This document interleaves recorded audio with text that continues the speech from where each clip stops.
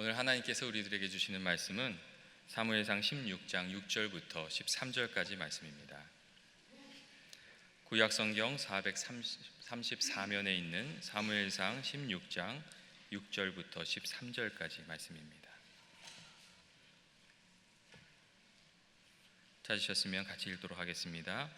그들이 오매 사무엘이 엘리압을 보고 마음에 이르기를 여호와의 기름 부으실 자가 과연 주님 앞에 있도다 하였더니 여호와께서 사무엘에게 이르시되 그의 용모와 키를 보지 말라. 내가 이미 그를 버렸노라. 내가 보는 것은 사람과 같이 아니하니 사람은 외모를 보거니와 나 여호와는 중심을 보느니라 하시더라. 이새가 아비나답을 불러 사무엘 앞을 지나가게 하며 사무엘이 이르되 이도 여호와께서 택하지 아니하셨니라 하니 이새가 산마로 지나게 하매 사무엘이 이르되 이도 여호와께서 택하지 아니하셨느니라 하니라. 이새가 그의 아들 7을 다 사무엘 앞으로 지나가게 하나 사무엘이 이새에게 이르되 여호와께서 이들을 택하지 아니하셨느니라 하고 또 사무엘이 이새에게 이르되 내 아들들이 다 여기 있느냐? 이새가 이르되 아직 막내가 남았는데 그는 양을 지키나이다. 사무엘이 이새에게 이르되 사람을 보내어 그를 데려오라. 그가 여기 오기까지는 우리가 식사 자리에 앉지 아니하겠노라. 이에 사람을 보내어 그를 데려오매 그의 빛이 붉고 눈이 빼어나고 얼굴이 아름답더라. 여호와께서 이르시되 이가 그니 일어나 기름을 부으라 하시는지라. 사무엘이 기름불 병을 가져다가 그의 형제 중에서 그에게 부었더니 이날 이후로 다윗이 여호와의 영에게 크게 감동되니라. 사무엘이 떠나서 라마로 가니라. 정의서 목사님께서 문제는 내적 존재입니다라는 제목으로 하나님 말씀 전해주실 때에 하나님께서 큰 은혜 주시기를 주님의 이름으로 축원드립니다.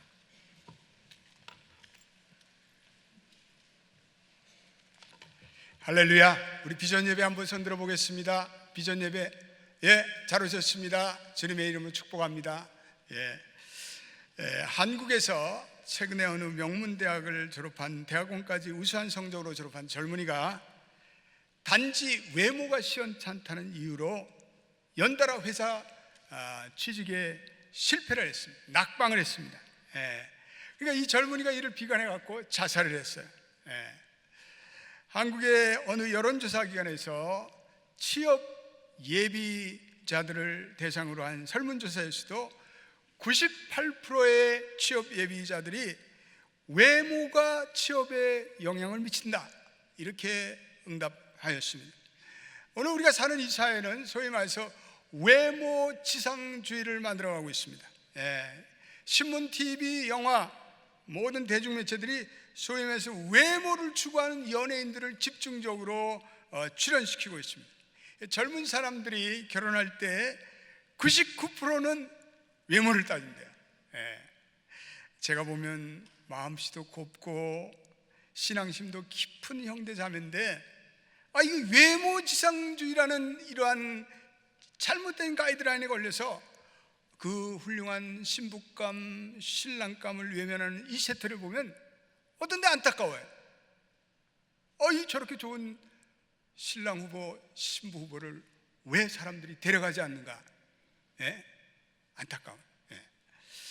외모지상주의라는 것은 겉모습만을 보고 그 사람의 인격과 성품마저 판단해보는 이 비정상적인 사회. 또 분별력 없는 청소년들이 이러한 외모지상주의의 마음에 상처를 입어요. 나는 왜 이렇게 생겼을까? 나는 왜 이렇게 코가 이럴까? 그 유행을 따라가는 지나친 과소비를 하게 돼요. 사람을 사람으로 평가해야 되는데 이건 지나치게 학벌이나 재산이나 용모를 가지고 신경 쓰게 만들어서 새로운 외형주의의 우상을 만들어가고 있습니다. 그러나 역사에 나타난 존경받는 인물들은 반드시 잘생긴 인물들이 아니었습니다. 그 유명한 이스라엘의 여수장이었던 골다 메이어는 자기 수기에서 이런 얘기를 남겼습니다. 나는 어렸을 때부터 하도 못생겨 모든 사람에게 업신여김을 받았다. 심지어는 부모도 나를 시원찮게 보았다. 그래서 오직 공부만을 해야 되고 열심히 공부했더니 결국 오늘의 유명한 정치가 되었다. 이렇게 수려하고 있습니다. 이 소크라테스도 얼굴이 울퉁불퉁한, 그리고 눈도 작고 그 눈이 이렇게 튀어나왔어요. 그래서 키도 작고 못생겼기 때문에 많은 사람들에게 이 소크라테스가 위대한 철학자임에도 불구하고 조소를 당했대요. 에브라함 링컨, 몸과 얼굴이 너무 깡마르고 그리고 다리가 유달리 길어가지고 당신은 고릴라다 이렇게 놀려대는 사람이 있었대요. 성경에 나타나는 가장 위대한 사도인 이 바울도 키가 작고 시력이 안 좋았어요. 또 주기적으로 간질병이 일어나는 치명적인 외면의 신체상의 약점을 갖고 있었습니다. 예수님이 복음서를 통해서 이 외적인 성취에 빠져드는 외적 지상주의에 대해서 경고하고 있습니다. 마태복음 6장 5절을 우리 한번 읽어보겠습니다. 예수님께서 이렇게 말씀하십니다. 시작. 또 너희는 기도할 때 외식하는 자와 같이 하지 말라. 그들은 사람에게 보이려고 회당과 큰 거리 여기에 서서 기도하기를 좋아하느니 내가 진실로 너희에게 이르노니 그들은 자기 상을 이미 받았느니라.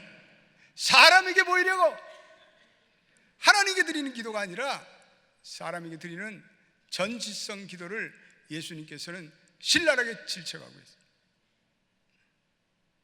사람들에게 자꾸 신경을 쓰고 또 자기의 분수를 뛰어넘는 지나친 외모로 자기를 미워하려 할 때 그로 인해서 부작용이 생겨요. 부작용.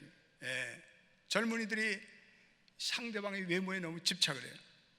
그래서 결혼 후에도 이 사람이 이렇게 멋진 남자, 이렇게 멋진 여자, 그러니까 그 내면의 세계도 아름답겠지. 근데 살아보니까 이거 아니야. 속았어. 개판이야, 개판. 외모를 받쳐주지 못하는 인격과 성품을 발견해요. 충격을 받아. 내가 이런 인간랑 계속 살아야 돼. 그래서 결혼에 파경이 오는 많은 것을 보게 됩니다. 우리 각 가정에서 사위나 며느리감을 고를 때 조심해야 돼, 조심해야 돼. 오늘 본문에 보니까 이 하나님의 명령을 받고 사무엘 선지자가 이새의 집을 찾아가요.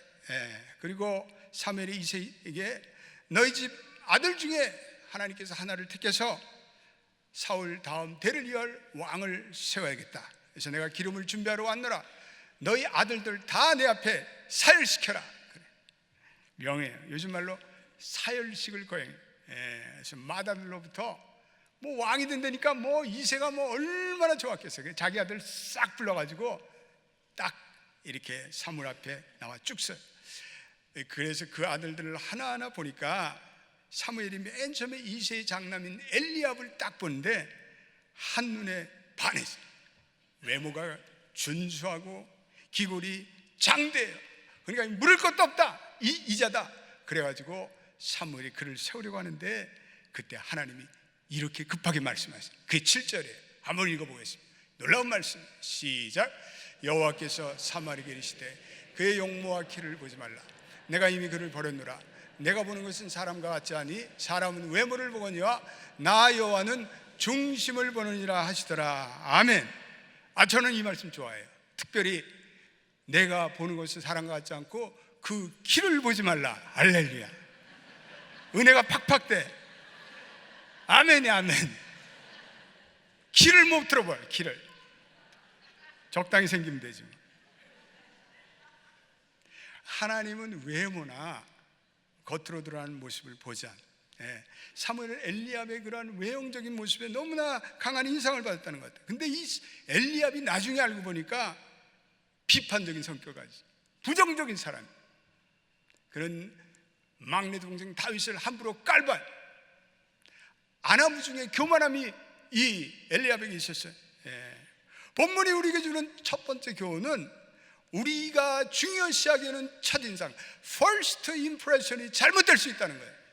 우리는 딱 사람을 보면 first impression, 야, 저 멋지구나, 저 사람 괜찮은 사람이겠다, 옷을 잘 입었으면 야, 저 사람 성품도 좋겠다, 이런 잘못된 first impression을 가져요. 그게 잘못될 수가 있다는 거예요.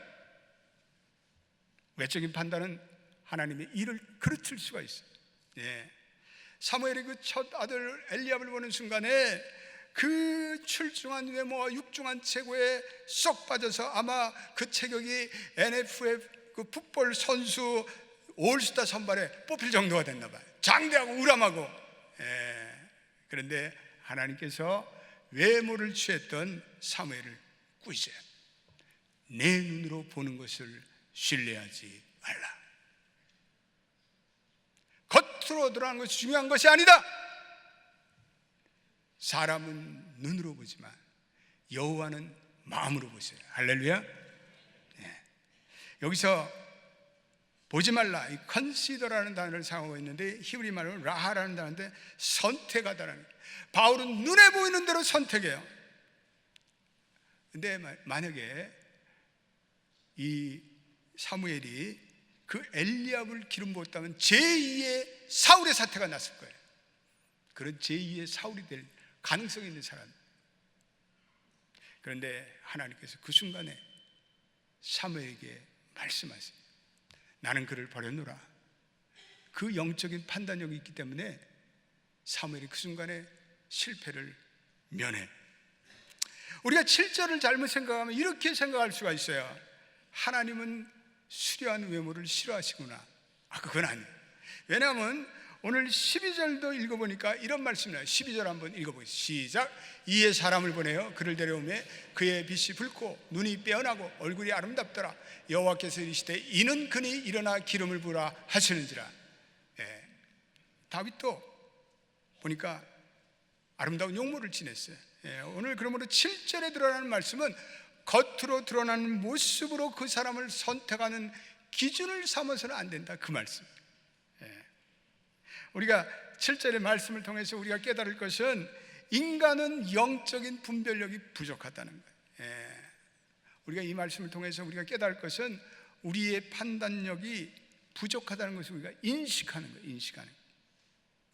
젊은 청년들이 너무 외모를 보고 배우자를 선택하는 건 위험한 거예요. 지극히 위험한 거예요. 외모보다는 그 사람의 성실성, 진실성, 인격을 봐야 돼. 그러려면 좀 교제를 해야 돼. 교제를 안 하면 그거 그냥 탁 눈에 좋다고, 야, 이 사람이 내게 준 사람이다, 이렇게 하면 곤란해. 나중에 어려움을 겪어요.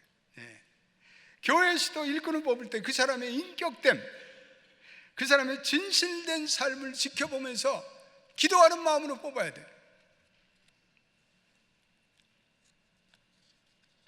오늘 그러한 말씀을 주고 있습니다. 우리의 인생에도 우리를 구원할 구원자를 판단할 때 우리의 자의대로 판단해서는 안 돼. 우리가 만드는 해결책, 우리의 자의적인 판단, 그것에 의해서 우리는 거짓된 구원자를 의존하게 돼요. 그런데 그 거짓된 구원자가 우리를 오히려 공경과 위기로부터 우리를 구원해 주는 것이 아니라 오히려 우리를 위기에 몰아넣고 더 멸망에 빠뜨린 경우가 얼마나 많아. 내가 그 사람만 만나면 해결될 것 같아, 그 사람만 의지하면 해결될 것 같아. 아니에요. 오히려 그 사람 의지했다가 인생이 망가지는 경우도 있어요.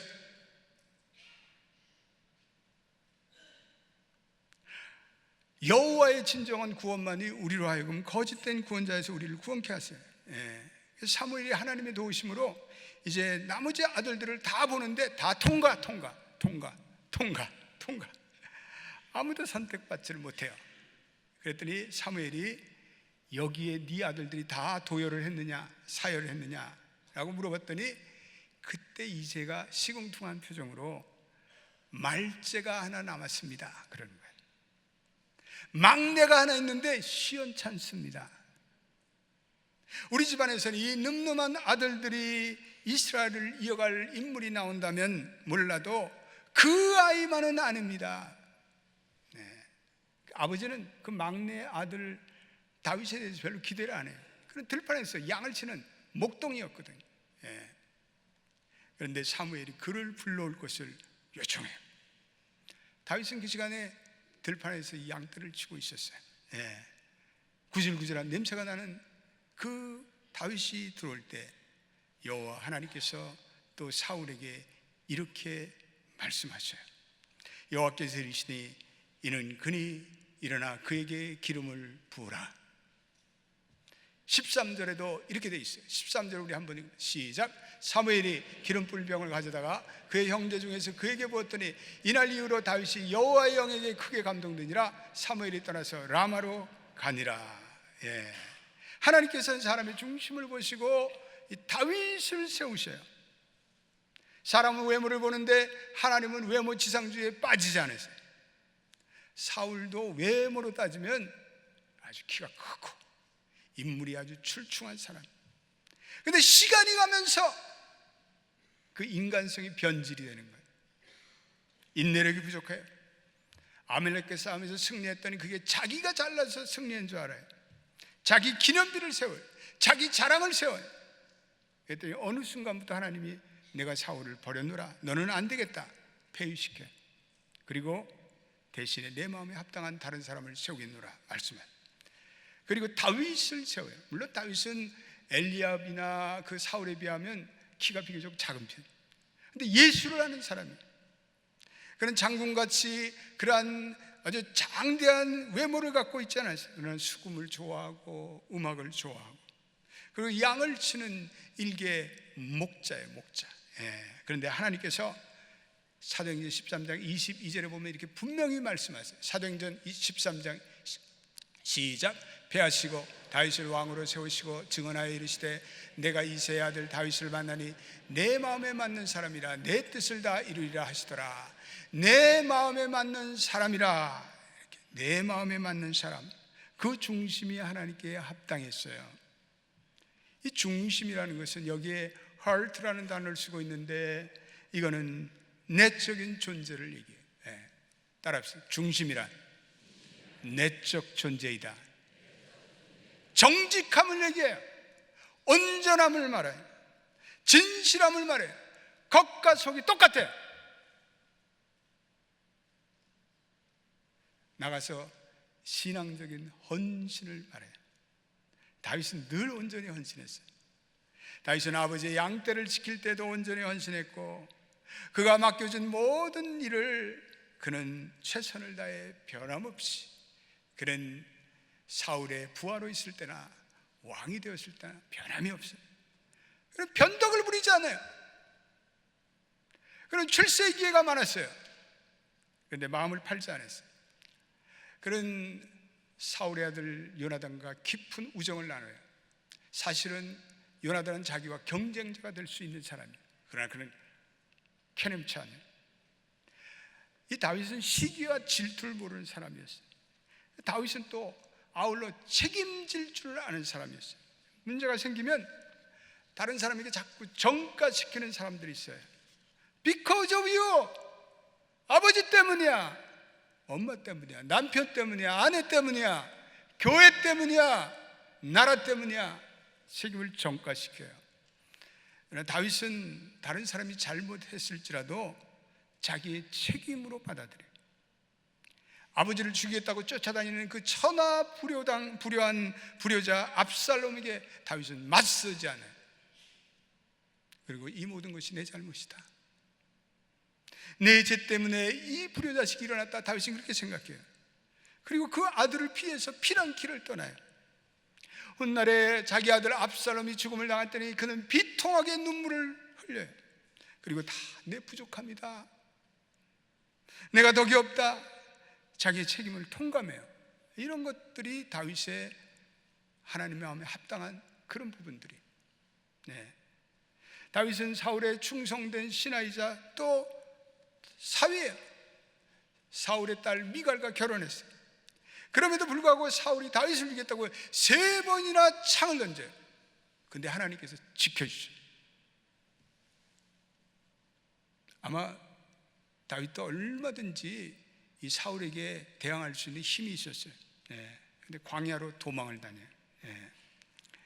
다윗은 한때 자기를 추격하던 사울을 동굴에서 만나요. 동굴 안에 있는데 이 사울이 용변을 보러 들어와요.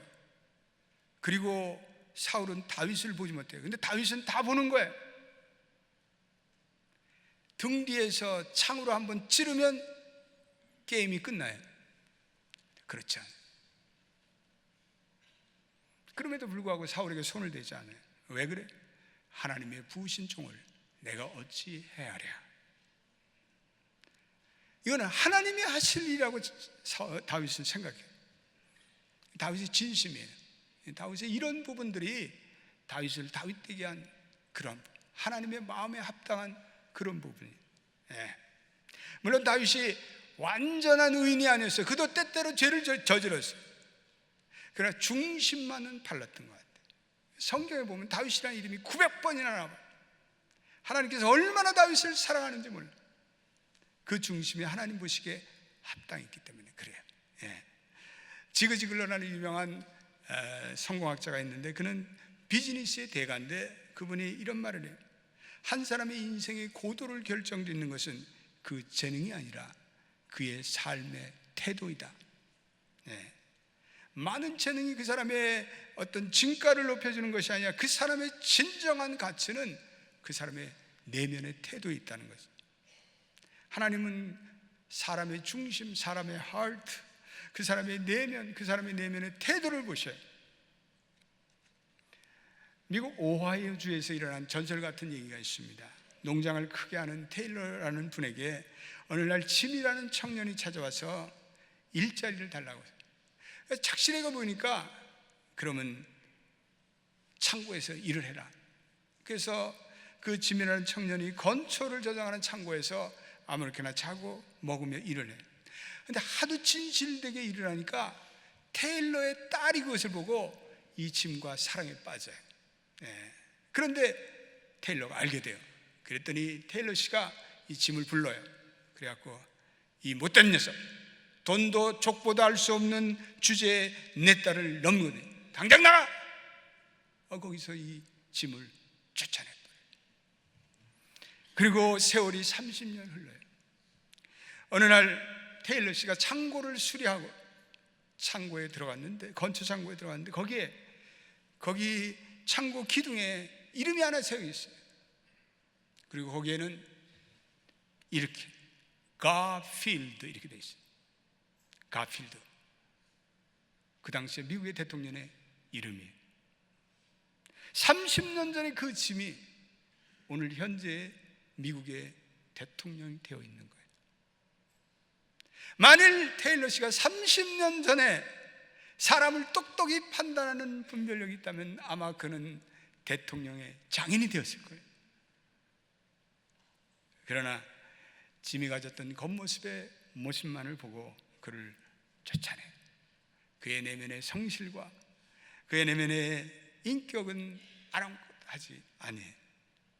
이 중심이라는 단어를 헬라어로 살펴보면 마음에 드는 사람, 하나님의 마음에 따르는 사람, 하나님의 뜻에 적합한 사람이라는 뜻이 있어요. 예. 하나님께서 지도자를 세울 때 제일 먼저 보는 것은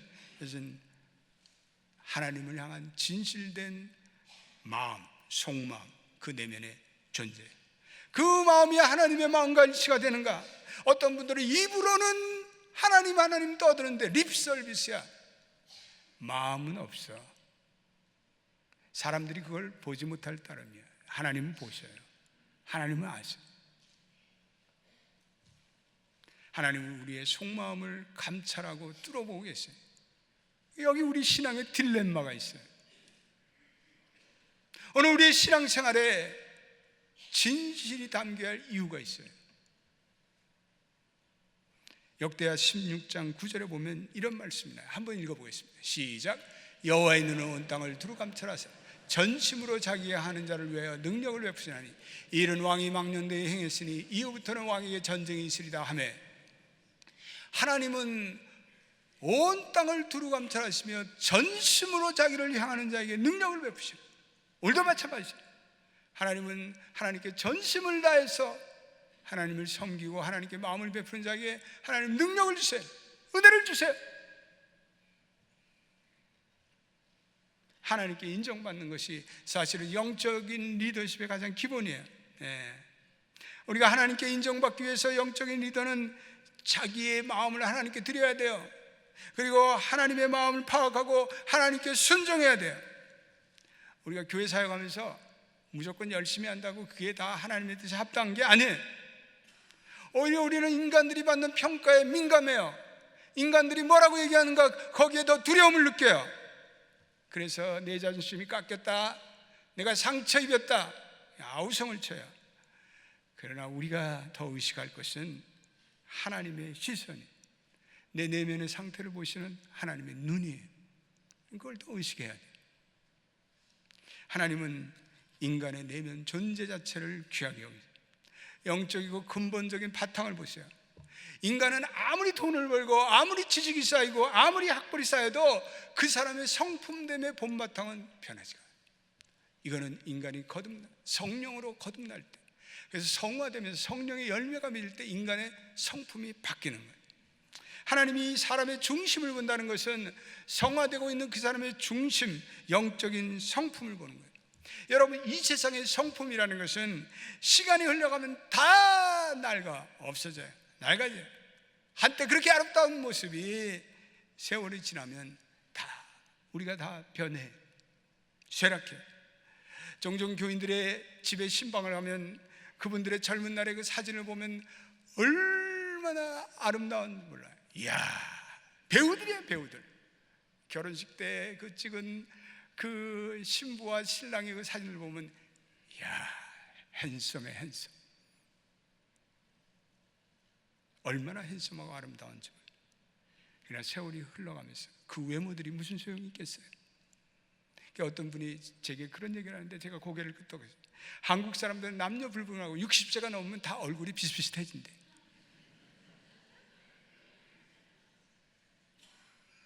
정말 저는 동의해요. 그런 것 같아요. 뭐 우리 나이 들어서 무슨 얼굴을 따져요? 무슨 미모를 따지겠어요? 다 비슷비슷해요. 우리에게 필요한 것은 속마음, 우리에게 필요한 것은 내적인 존재. 문제는 내적인 존재예요. 나이가 들어도 나의 내적인 존재가 바로 서 있다면 우리의 인생은 아름다운 향기를 풍길 거예요. 하나님께 사랑받고 우리 주변 사람들에게 존경받을 거예요. 그러나 나이가 들어도 계속해서 자기 타이틀이나 자기의 외면적인 성취에 연연한다면 그 사람은 하나님은 물론이거냐 사람에게도 언젠가는 외면당할 거예요. 그러므로 우리는 진정 힘을 쏟을 것은 우리 내면적인 우리의 모습이에요. 하나님 우리를 중심을 보시기 때문에 그래요. 유능하지 않아도 정직하고 잘나지 못해도 신실할 때 하나님은 우리를 쓰셔요. 하나님이 소중히 여기는 것을 우리는 소중히 여길 수 있어야 돼요. 하나님이 기뻐하시는 사람, 그 내면의 존재가 아름다운 사람이에요. 오늘도 작은 일에 충성하시며 허영심과 탐욕을 버리고 그리고 진실한 사람, 하나님 나라에 쓰임받는 우리 하나님께 성도들이 되시기를 예수의 이름으로 축원드립니다. 기도하겠습니다. 하나님 감사합니다. 오늘 다윗은 하나님의 마음에 합당한 사람이라고 말하고 있습니다. 오늘 온 세상이 외모지상주의에 빠져 있습니다. 내면의 인격과 내면의 영적 성품은 외면하고 있습니다. 이 시대가 너무나 안타깝습니다. 우리 사랑하는 연합교회 모든 성도들은 내면의 성품을 키워하고 성화되는데 더 우리가 우리의 열정을 쏟게 되기를 원합니다. 그래서 나이가 들어가면서 진액이 청청하고 모습이 아름다워지며 하나님께 사랑받고 그리고 이웃에게 존경받는 아름다운 속사람의 사람들, 내면의 사람들이 연합교회에 많이 나올 수 있도록 복 내려 주시옵소서. 예수님의 이름으로 기도드립니다. 아멘.